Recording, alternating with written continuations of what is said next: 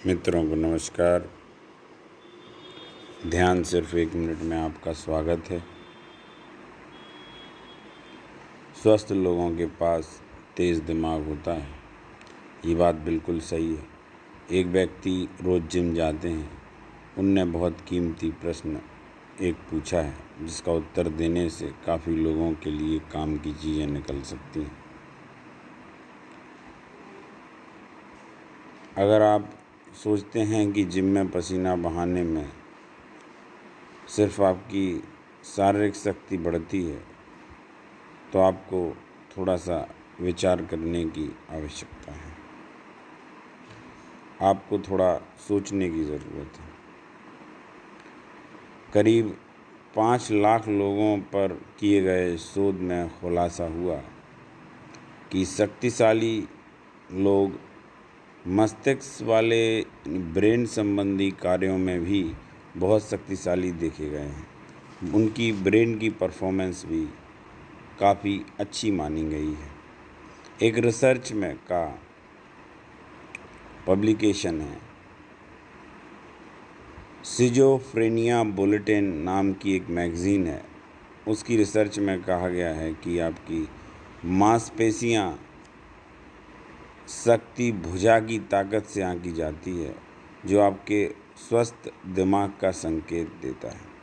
Australia के western Sydney विश्वविद्यालय है, एक फेमस यूनिवर्सिटी है, NICH स्वास्थ्य अनुसंधान के शोध के सह लेखक जोसेफ फिर्थ ने कहा, हमारा रिसर्च इस बात की पुष्टि करता है कि मजबूत लोग वास्तव में बेहतर कामकाज और अच्छा दिमाग रखते हैं।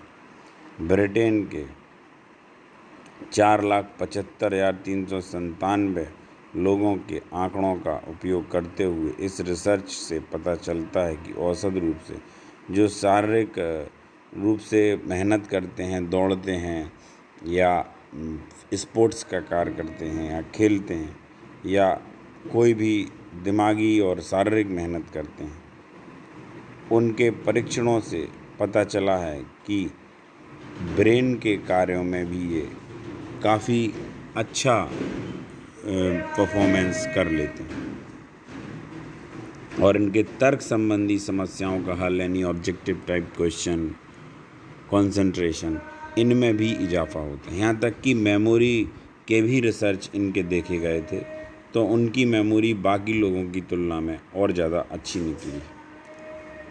उसका कारण है हमारा मन और हमारा शरीर 2 चीज़ें नहीं हैं। इसे हमेशा हमें याद रखने की ज़रूरत है। ऐसा मत कहो कि शारीरिक प्रक्रियाएं और मानसिक प्रक्रियाएं ये 2 चीज़ें नहीं हो सकती। ये पूर्ण के 2 हिस्से मान लेते हैं। जैसे हमने योगा और ध्यान को भी अलग कर लिया। जो कुछ भी हम शारीरिक तल पर करते हैं, वह हमारे मन को प्रभावित करता है। जो कुछ भी हम मन के तल पर करते हैं, वह हमारे शरीर को प्रभावित करता है। वे 2 नहीं हैं, वे एक हैं। इस तरह से भी हम कह सकते हैं, एक ही ऊर्जा की शरीर ठोस दशा है, मन तरल दशा है, एक ही ऊर्जा। तो जो कुछ तुम शारीरिक तल पर कर रहे हो, मत सोचो कि वह मात्र शारीरिक तल है। हैरान मत हो, यह मन को बदलने में कैसे मदद करेगा। यदि तुम शराब पियो, बहुत सारे लोग अल्कोहल, अभी कोरोना काल के समय में तो आपने भीड़ देखी होगी, अगर हम ड्रिंक करते हैं तो मन पे क्या होता है? शराब शरीर में ली है हमने, ना कि मन में, पर हमारे मन को क्या हो गया? अभी न्यूज़ चैनल पे आ रहा है, दीपिका पादुकोण, रिया चक्रवर्ती, ये लोग ड्रग्स का, करण जौहर की पार्टी, कैसे पागल हो गए हैं उस वीडियो में। लेकिन उन्होंने लिया तो शरीर में, LSD है, शरीर में लिया जाएगा, ना कि मन में। मन को क्या हो गया? हम उपवास करते हैं, अभी नवरात्रि आ रही है 17 तारीख से, उपवास करेंगे, शरीर पर शुद्ध होता है मन। उपवास शरीर पर किया जाएगा, मन का क्या हाल हुआ? शारीरिक प्रक्रियाएं, फिज़िकल एक्टिविटी, मानसिक प्रक्रियाएं, साइकोलॉजिकल एक्टिविटी, ये 2 नहीं हैं, वो एक हैं। किसी भी सिरे से शुरू करके हम दूसरे को बदल सकते हैं। कोई भी विज्ञान ऐसा कहेगा। एग्जाम्पल के लिए तंत्र शरीर में बहुत गहराई पर जाता है। कोई भी वैज्ञानिक दृष्टिकोण शरीर से शुरू करेगा क्योंकि तुम्हारी पहुंच में है। ये याद रखा जाए, शरीर हमारी पहुंच में है। अब तुम इसके साथ कुछ कर सकते हो। अपने शरीर के द्वारा मन को बदल सकते हैं। धीरे धीरे अपने शरीर के मालिक बन जाओ और तुम अपने मन के भी मालिक बन जाओगे। जब हम अपने मन के मालिक बन जाते हैं तो धीरे धीरे हम अपने मन को बदल भी लेंगे और इसके पार भी चले जाएंगे। यदि मन बदलता है तो इसके पार चले जाते हैं। और हमेशा वह करो जो तुम कर सकते हो, लेकिन शुरुआत शरीर से करें। हम दौड़ने से भी ब्रीदिंग चेंज कर लेते हैं। स्वस्थ रखें। अगर आप लोग जिम और या एक्सरसाइज भी कर रहे हैं तो शरीर अगर थक रहा है तो उसके असर मन पे भी होंगे। प्रक्रिया अच्छी है। एक व्यक्ति ने पूछा है कि क्या हम लव अफेयर में हैं, प्रेम में हैं, तो ये पॉजिटिव है कि नेगेटिव है हमारे लिए। इसका भी उत्तर दे देते हैं। खुश रहने और शरीर में कई तरह के बदलाव होते हैं इमोशनल एक्टिविटी से। हार्मोन्स का निर्माण होता है जो आपकी सेहत के लिए वरदान साबित हो सकता है। भावुकता के कारण इंसान शरीर की कई शारीरिक क्रियाएं प्रभावित होती हैं। अगर इंसान दुनिया की चारों तरफ लोग प्यार में ही पड़ जाएं तो आपकी सेहत में भी बहुत पॉजिटिव बदलाव आने लगते हैं। लेकिन ये नहीं कि 24 घंटे गर्लफ्रेंड ढूंढते रहें। जब आप खुश होते हैं तो एक डोपामिन, नॉर एपिनेफ्रिन और फिनाइल इथाइल एमिन नाम के हार्मोन्स खून में शामिल होते हैं। डोपामिन से परम सुख की भावना पैदा होती है। डोपामिन हार्मोन ऑक्सीटोसिन के एक स्राव को उत्तेजित करता है जो इंसान में कॉन्फिडेंस को बढ़ाता है।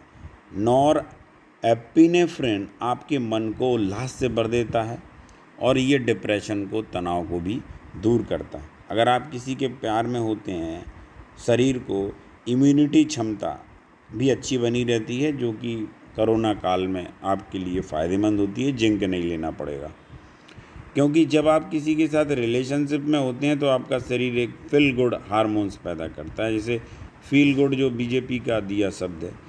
इसके कारण आपका मूड अच्छा रहता है और आप बीमारियों से भी दूर बने रहते हैं। इस स्थिति में आप ज़्यादा कूल और पॉजिटिव होते हैं। इससे आपको डिप्रेशन कम होता है और आप डिप्रेशन से दूर भी रहते हैं। जब आप किसी के सच्चे प्यार या अच्छे रिलेशनशिप में होते हैं तो आपके अंदर कॉन्फिडेंस भी बड़ा महसूस होगा। इससे फीलिंग्स को शेयर करने की भावना आती है जो आपके लिए लाभदायक है। जब आप रिलेशनशिप से खुश होते हैं तो आपकी काम करने में एक अच्छी एक्टिविटी बढ़ती है और आप क्रिएटिव होते दिखाई देते हैं। इसी तरह मजबूत संबंध में कभी लड़ाई नहीं होगी, क्योंकि आप समस्याओं का हल लड़कर नहीं बल्कि बातचीत करके ही निपटारा करेंगे। रिलेशनशिप के दौरान आपका एटीट्यूड पॉजिटिव भी होता है और आप खुद में एक सजगता पाते हैं। इससे आपके शरीर में ब्लड सर्कुलेशन अच्छा होता है, रक्त संचार ठीक बना रहता है। उसी की वजह से तनाव जैसी समस्या भी नहीं आती। जब आपका ब्लड सर्कुलेशन ठीक होगा तो आपके ब्लड प्रेशर की प्रॉब्लम नहीं आएगी। खुशी और प्यार के कारण आपके मन में एक सकारात्मक विचार चलते रहते हैं। इससे नेगेटिव एनर्जी खत्म होती है। इससे आप हमेशा तन और मन प्रसन्न रहता है। खुश और प्यार के कारण आपके मन में सकारात्मक विचार चलते रहते हैं। इससे नकारात्मक ऊर्जा खत्म होने लगती है। इससे आप हमेशा तन और मन आपका प्रसन्न होते हैं। तो ये चीज़ें तो लाभदायक देंगी। दोनों प्रश्न बहुत काम के हैं, लेकिन दोनों प्रश्नों की मूलभूत है रिलेशनशिप किसी एक से हो तो हमारा कॉन्फिडेंस और शेयरिंग बना रहेगा। उसका मतलब ये नहीं कि गाड़ी लेकर के लोग सिर्फ रिलेशनशिप ढूंढने की प्रक्रिया शुरू कर दें। जिम में भी जाएं, अच्छा प्रश्न है, लेकिन उसका मतलब नहीं बहुत ज़्यादा सिर्फ एक ही मांस को अलग अलग शेप देने लग जाएं। उसका मतलब शरीर के थकने की प्रक्रिया से कुछ ज़्यादा है। दोनों प्रश्न बहुत काम के हैं, आप करके देखें। और इसमें मैंने कुछ रिसर्च का भी सहारा लिया जो मैंने सुनी थी। कुछ चीज़ें मेरे को न्यूज़ चैनल पे भी यूट्यूब पे मैंने रिसर्च देखी हैं, उनके द्वारा भी मैं कुछ आपको जानकारी दूँगा। बहुत बहुत धन्यवाद, आपका आभार।